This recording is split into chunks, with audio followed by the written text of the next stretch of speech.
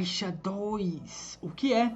E quais são os problemas envolvidos? Vamos relacionar inclusive esse tema com o convênio ICMS 85/01. E aí, tudo bem? Eu sou Everton Patrício da Império Software e da Empreender de Verdade. Seja muito bem-vindo, seja muito bem-vinda a mais um vídeo do nosso canal. Então vamos lá, inicialmente comentando com você, abordando aqui o que é Caixa 2. Eu quero ver com você o seguinte: comprar ou vender sem nota fiscal é Caixa 2?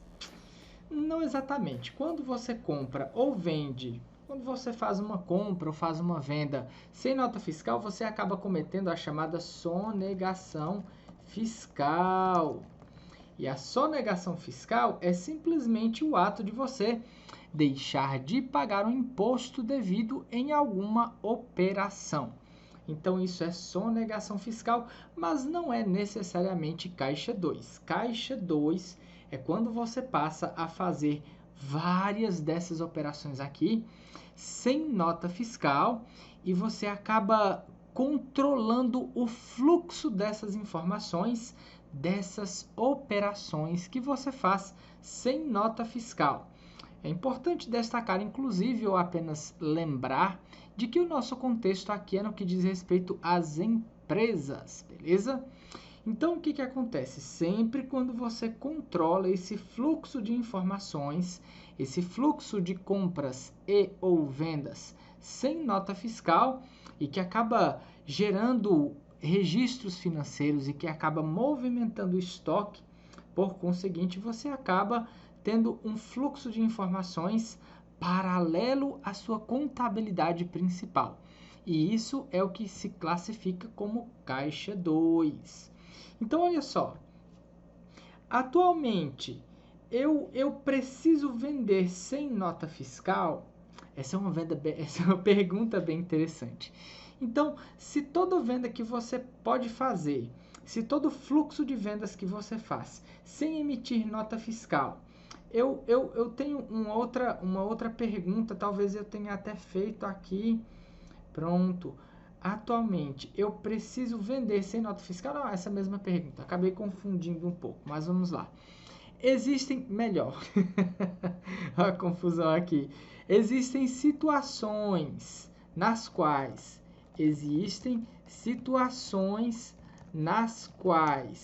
eu preciso vender sem nota fiscal. Aí a pergunta ficou mais interessante. Vamos lá pensar um pouco. Atualmente nós estamos passando em diversas sociedades, ou pelo menos deveríamos estar passando como empresas, por um processo chamado transformação digital. Esse processo chamado de transformação digital, como eu já disse várias vezes, você já deve ter ouvido várias vezes, é na verdade o processo de adaptação das empresas para uma realidade que antigamente era unicamente física e que hoje é física e digital ao mesmo tempo. E nessa realidade que é física e digital ao mesmo tempo, em que o cliente geralmente compra principalmente, ou talvez não geralmente, mas muitas vezes compra principalmente através da internet, nós temos aqui que o cliente pode comprar através do seu site, do site da empresa, do e-commerce próprio. Ele pode fazer uma compra através das redes sociais, que de antemão aqui nós já temos 3 redes sociais. Então você teria que controlar o fluxo de vendas vindo de cada uma dessas redes sociais. E eu vou te perguntar uma coisa.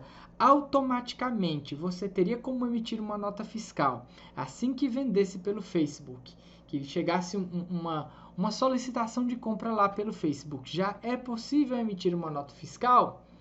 Bom, vamos dizer nesse momento que talvez sim, talvez não. E se você receber uma venda do Instagram? E se você receber uma venda do Twitter? Uma compra, por exemplo. Mas não existem só as redes sociais ou só as redes sociais e o seu site próprio. Você também precisa fazer vendas através de marketplaces. Então vamos dizer que você cadastra o seu produto para que você possa vendê-lo através das Americanas. E você cadastra também o seu produto para que você possa vendê-lo através do Magazine Luiza. E você também cadastra o seu produto para que você possa vendê-lo através do Submarino, por exemplo. Mas você também recebe compras, recebe solicitação de compras através do WhatsApp. E você também decidiu criar um app próprio para que você possa ampliar as suas vendas e possa também vender através dele. E olha, eu deixei propositalmente aqui para colocar que as vendas físicas acontecem lá em última ocasião. Veja que eu coloquei e também você faz vendas fisicamente, que é a venda onde o cliente vai até a sua empresa, ele vai até a sua loja e pega o produto ou solicita de você o produto dentro da sua loja. Então, veja que hoje em dia existem diversas modalidades de vendas, diversas modalidades que você, empresa, que você, empreendedor, que você, empreendedora, precisa abrir, precisa habilitar a sua empresa para que você possa utilizar todos esses canais, todas essas modalidades. Cada canal desse que você passa, eu ia dizer para, na verdade. Cada canal desse que você deixa de utilizar para vender é um canal a menos de fluxo de vendas. É uma possibilidade a mais de você ficar para trás. Então veja que hoje em dia você tem diversos canais de vendas e não simplesmente o canal físico. E é aqui onde a gente faz a nossa comparação com o convênio ICMS 85/01. Veja que ele foi criado em 2001 e nessa época não existiam todas essas fontes de vendas, eu ia dizer fonte de tráfego de venda, mas não é fonte de tráfego ou é fonte de venda. Então veja que antigamente nessa época não existiam todas essas possibilidades de vendas que existem atualmente. Então antigamente a possibilidade de se entender o que é um fluxo de caixa 2 era 1. Mas será que a gente pode comparar o que esse fluxo de vendas? Será que a gente pode passar ou traçar um paralelo e fazer uma comparação entre o que era considerado caixa 2 antigamente e o que pode ser considerado caixa 2 atualmente? Bom, vamos continuar a nossa reflexão. Olha só, aqui eu tenho vendas predominantemente físicas. Então, antigamente, a venda era predominantemente física. E isso significa dizer, basicamente, que antigamente a possibilidade de uma pessoa comprar ela ir até a sua empresa e ela fazer a compra lá fisicamente. Então, é lógico que se eu tenho um software que, ao registrar a saída de mercadorias, ele emite uma nota fiscal, um documento fiscal qualquer. E se eu opcionalmente prefiro ou consigo uma forma de não emitir, é claro que eu estarei propositalmente utilizando caixa 2, exatamente. É claro que eu estarei propositalmente promovendo caixa 2. Ora, se o cliente só vai comprar se for na minha empresa, ele só compra se for entrando na minha empresa, né? Vamos dizer que tinha telefone na época, mas vamos excluir essa possibilidade, porque era muito pouco utilizado. Era pouquíssimo utilizado. Então, olha só, se o cliente, toda vez que vai comprar, ele vem fisicamente na minha empresa, se na minha empresa existe um software que, quando eu registrar a saída, esse software emite um cupom fiscal e gera uma movimentação de estoque e eu opcionalmente prefiro não utilizar esse software e eu utilizo outro software que movimenta esse estoque e que gera um cupom de venda, digamos assim, que possibilita essa venda, é claro que eu estarei propositalmente utilizando o caixa 2. Inclusive, o entendimento básico era exatamente esse. Se eu tenho um controle de vendas ou pedido de vendas, não importa como você chame esse controle de vendas ou pedido de vendas. Se desse controle ou pedido de vendas, eu tenho um controle de estoque, é gerada uma movimentação no meu estoque. E dessa movimentação, aliás, e desse controle de vendas, além da movimentação de estoque, é gerado um controle financeiro, ou seja, uma contas a receber, um fluxo de caixa, e eu não tenho que acrescentar mais um ponto aqui, e eu não emito nenhum documento fiscal.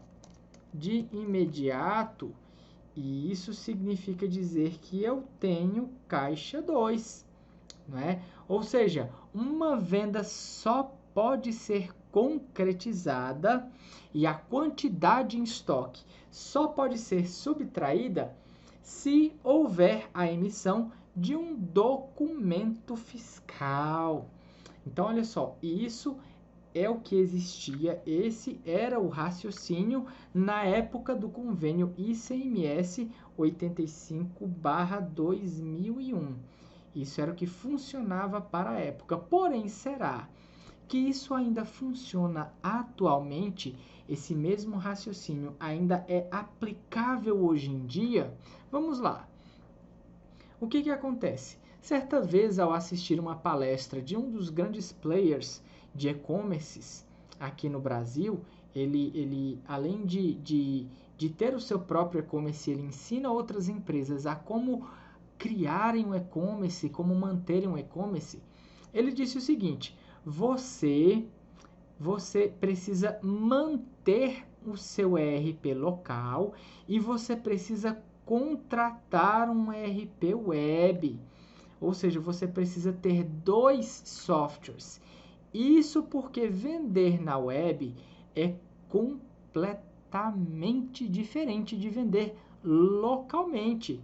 Isso porque na web você precisa ter mais quantidade e menos variedade. Então, ele já começa a dizer que o seu estoque precisa ser completamente diferente. Veja que para sua empresa local, você precisa ter uma grande variedade de produtos. Isso porque um cliente chega lá, ele pega uma peça, aí você já coloca aquela peça, aquele produto ao lado de outro produto que possa despertar o interesse daquele cliente ou que esteja relacionado com a necessidade daquele produto de alguma forma. E você entendendo que você geralmente vende para um público limitado, você não precisa ter uma grande quantidade de produtos. No entanto, quando você vai para o mundo do e-commerce, o que acontece? Se você tiver uma grande variedade e pouca quantidade dos produtos, pode ser que as pessoas comprem muito rapidamente e você fique sem estoque e você pare de vender. Isso porque quando você começa a vender utilizando um e-commerce, seja um e-commerce próprio, seja um marketplace, seja um app de terceirizado onde existem várias outras empresas, quando você começa a adentrar nesse mundo, você começa a ficar exposto a um público-alvo muito maior do que aquele público que você está acostumado. É um grande número de pessoas que pode entrar dentro de uma página web, que pode visualizar o seu produto, por exemplo, e que pode, no mesmo instante, comprar esse produto. Então, por isso que é muito mais importante, dentro de um contexto de e-commerce, você ter cuidado, você priorizar a quantidade dos produtos do que a variedade desses produtos. Então, olha só, Por conta disso, você acaba tendo uma natureza diferente de estoque. Então, você precisa também fazer o cadastro do seu estoque, dos seus produtos em vários marketplaces diferentes. Você precisa, por exemplo, cadastrar o seu produto. Digamos que você utilizou aquele exemplo que a gente comentou há pouco tempo. Digamos que você cadastrou os seus produtos para que você pudesse vendê-los nas lojas americanas, no Magalu e no Submarino. Então, você precisa cadastrar manualmente. Uma outra possibilidade é de, em vez de cadastrar manualmente, você sincronizar esses produtos. Então, veja, você vai sincronizar e o processo de sincronização possibilita que você elimine possíveis problemas. Ora, se você vai cadastrar o mesmo produto em softwares diferentes, em cadastros diferentes de diferentes marketplaces, uma possibilidade muito grande é de você cadastrar esses produtos com dados diferentes, concorda? Então, o processo de você sincronizar esse cadastro de produtos possibilita que você reduza a quantidade de erros. Então, você precisa, em um momento posterior, analisar as vendas de cada um desses marketplaces. Você precisa receber essas vendas. Então, veja, eu coloquei aqui analisar / receber, porque ou você vai entrar manualmente em cada um deles para verificar o que foi vendido em cada um deles, ou você vai simplesmente sincronizar com o seu ERP para você obter as vendas de cada um deles automaticamente. Então, veja que você precisa, dentro de um determinado ERP, receber todas essas vendas. Diga-se de passagem, existem inclusive marketplaces que possibilitam que você emita a sua própria nota fiscal por lá. Não vou te dizer aqui qual é, mas a gente comenta em outros vídeos, combinado?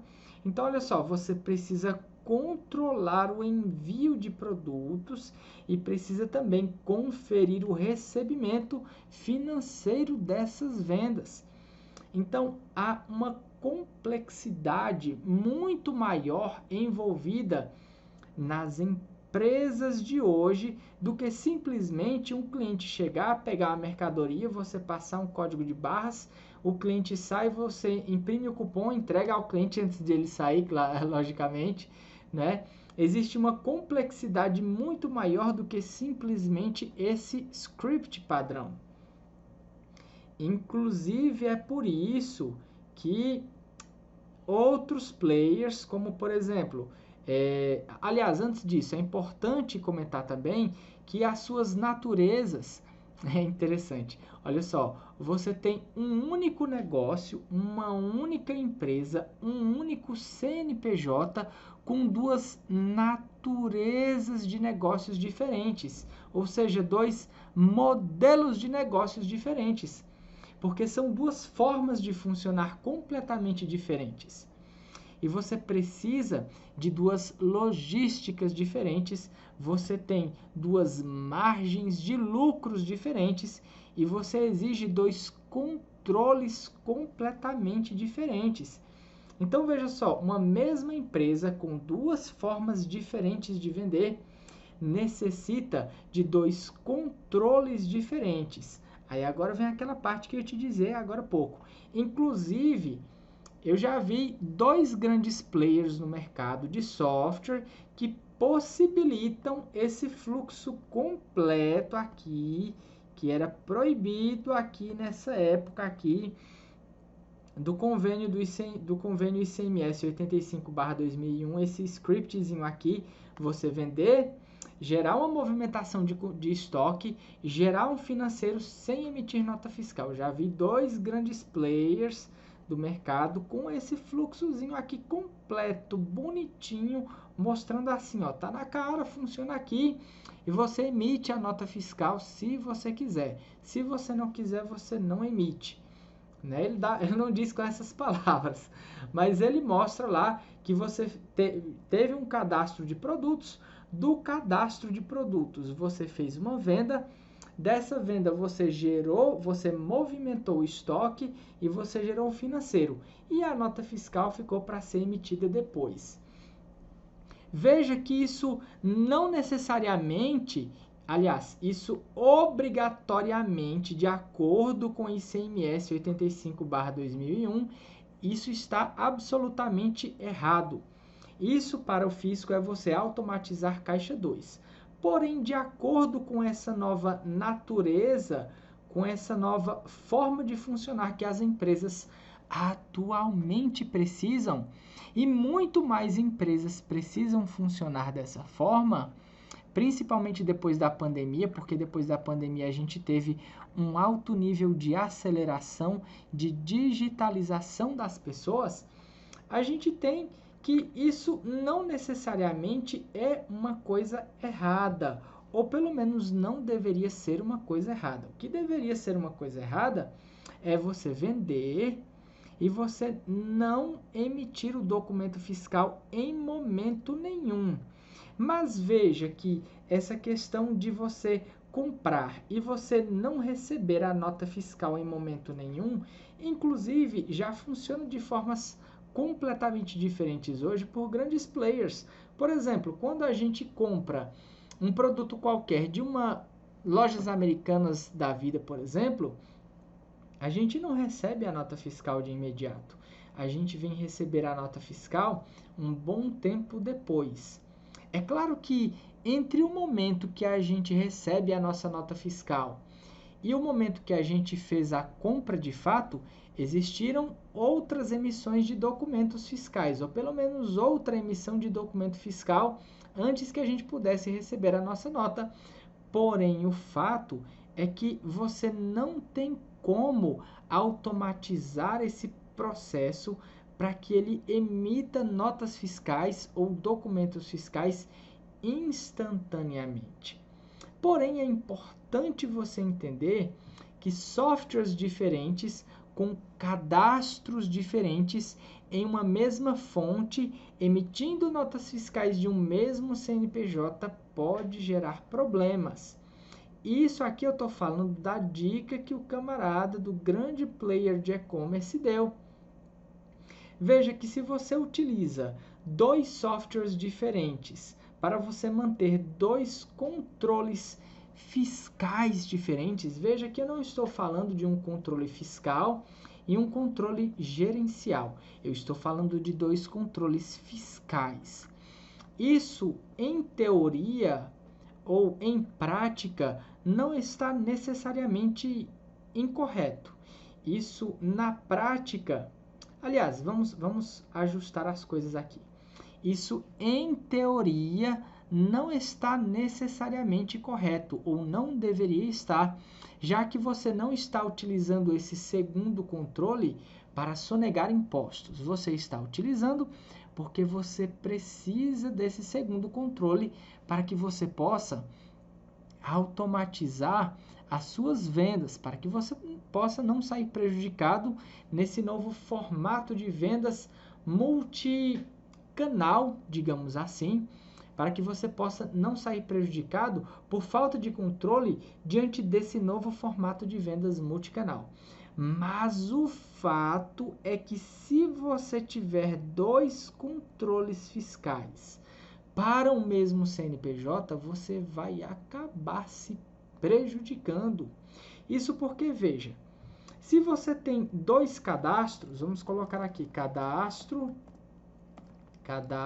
1 e cadastro 2. Cadastro 2. Esse cadastro 1 é do ERP local. E esse cadastro 2 aqui é do ERP web.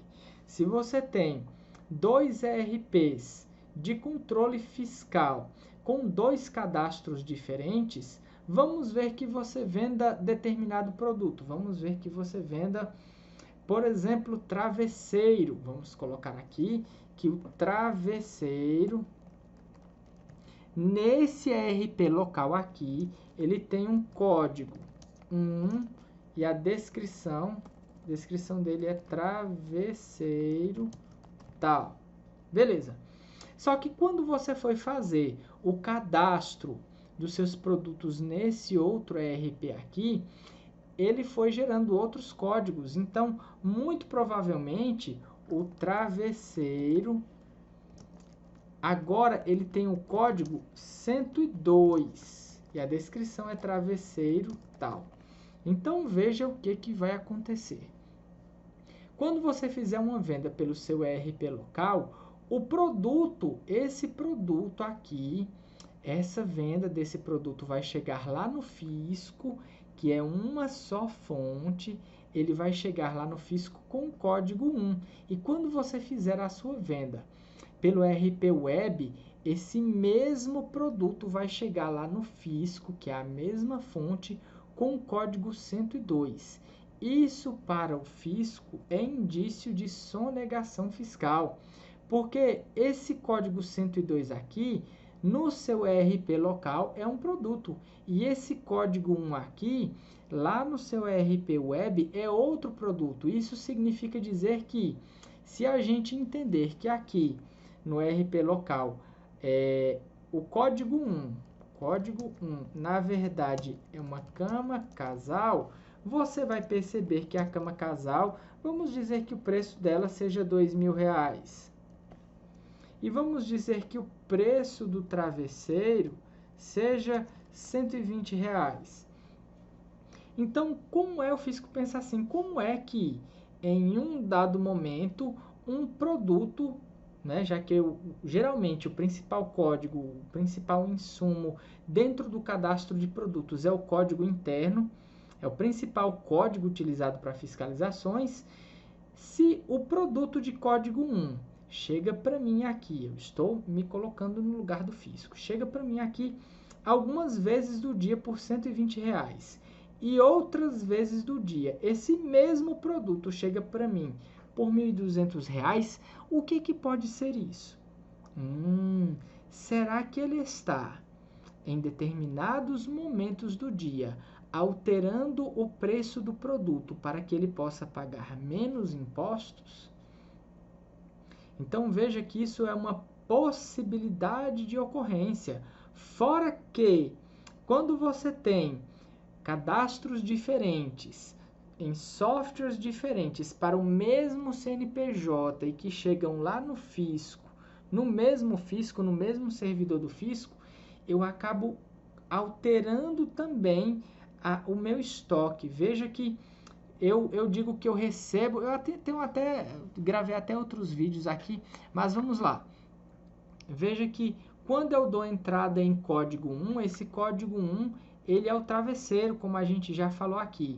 Aí se eu dou entrada em código 1, que é o travesseiro, e eu dou saída no código 1, que para o fisco é travesseiro, mas que para esse outro ERP aqui, ele é na verdade uma cama, então todas as vezes que eu vender uma cama, eu vou subtrair a quantidade de estoque de travesseiro.